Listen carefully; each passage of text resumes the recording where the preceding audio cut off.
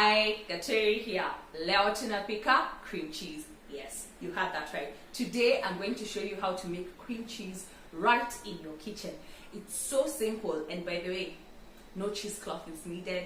Neither do you need a thermometer, and it just requires 3 ingredients. So let's get started. For the ingredients, we're going to need milk.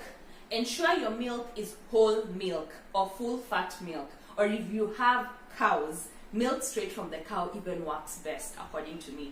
But the reason why I'm saying whole milk or full fat milk is because the cream in the milk goes a long way in helping in the making of the cream cheese. So don't use low fat milk, skimmed milk.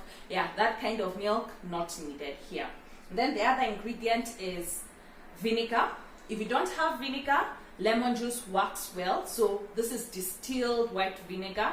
So this works as the culture. You know, cheese is usually made like industrially. They use some cultures to make the cheese. But now since we're making it at home, we're going to use either vinegar or lemon juice. Lemon juice, by lemon juice I mean juice squeezed straight from a lemon. So that's also needed. And then we're going to need some salt. This we'll use much later. So the chemistry behind this is that the acid will mix with the milk once we heat up the milk, and then the milk proteins will combine, they will coagulate and form curdles. And now those curds are what we'll process further to make cream cheese. So in a heavy bottom pan, we are going to add our milk. I'm using 3 liters of milk. So let me add more. So this is 12 cups of milk. So over medium heat, we are going to bring the milk to a gentle simmer, and we keep stirring to avoid the milk from scorching the bottom of the pan. So as I've said, we're not using a thermometer, so we'll just bring the milk to a gentle boil. It won't. Then from there, I'll show you how we add in the vinegar or lemon juice, depending on what you'll be using. As you can see, the milk has been going for some time now. I've been stirring just to keep the bottom from scorching or from burning, and it's almost about to boil. And you can see bubbles have formed on the side, small ones. So for me, this is good enough. So now I'm going to go in with my vinegar, adding a tablespoon at a time. So this is 1 tablespoon. Then you give it a stir. The milk is still on heat, as in I've not turned off the heat. So give it a stir for a few seconds. Can you see curds have already started? The milk has started to curdle. So a 2nd tablespoon, then give it another stir. So we'll do this until, now since I'm working with 12 cups of milk, I'm going to go with about maybe 8 to 9 tablespoons of vinegar. I'll give the perfect ratios in my blog, leotunapika.com. Just check that. I'll give for a smaller batch.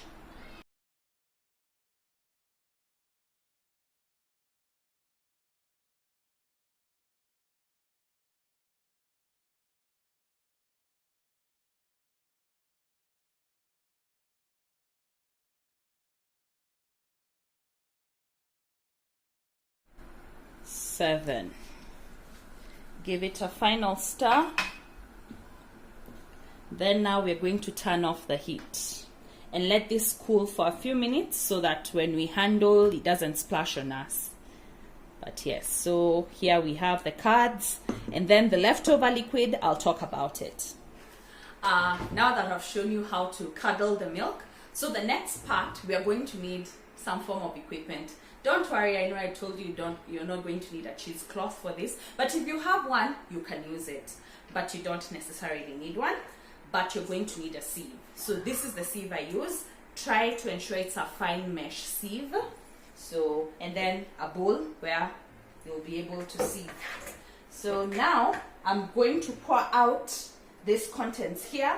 The curds will remain, on top of the sieve, and then the liquid collected here is what we call the whey, W-H-E-Y, and I'll tell you how to use up your whey. Yeah, let's see.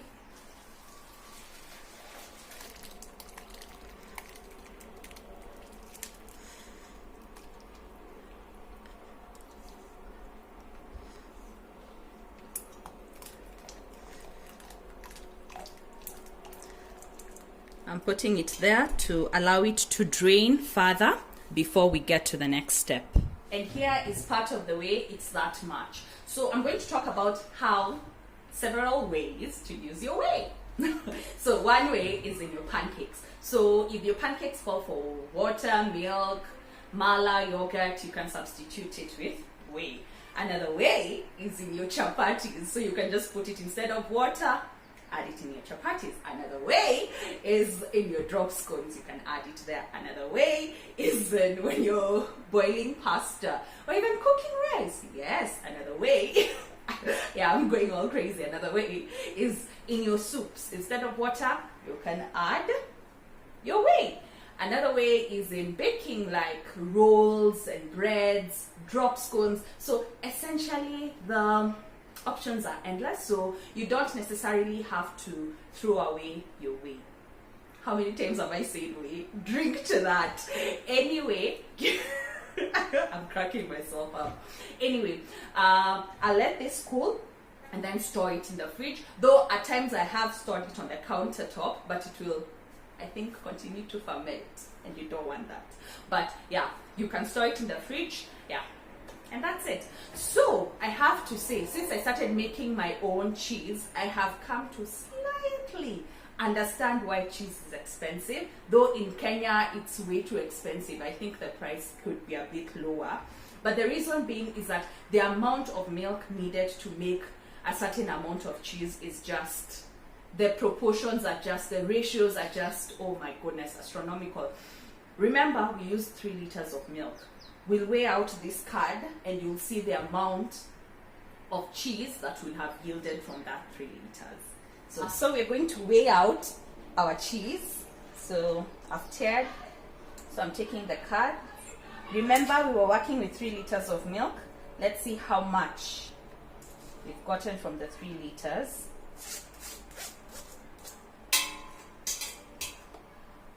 So that's about 450. I dropped very little.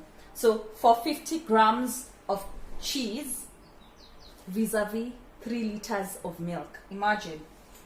Here I'm bringing in my food processor, but if you don't have one, you'll have to use elbow grease and a whisk, because now this is the creaming part.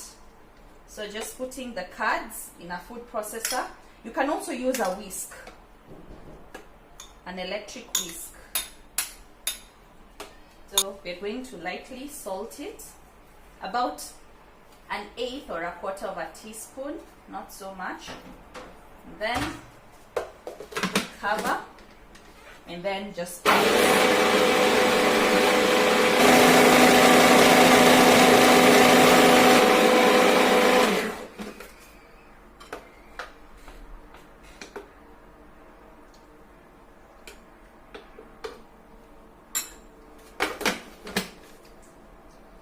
feel like it needs a little bit more salt.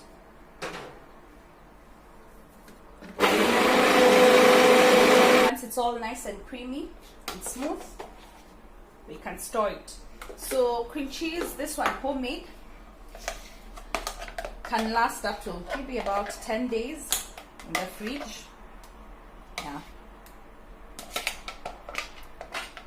And how to use your cream cheese: you can use it to make cheesecake, you can use it as a spread,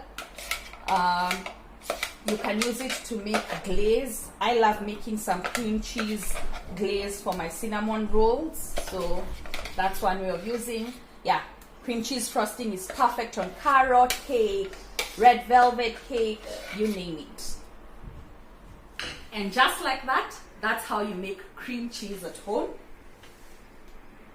And remember when I told you keep stirring so that the milk doesn't burn your pot? Let me show you how my pot looks like. You see? Not burnt at all. So yes.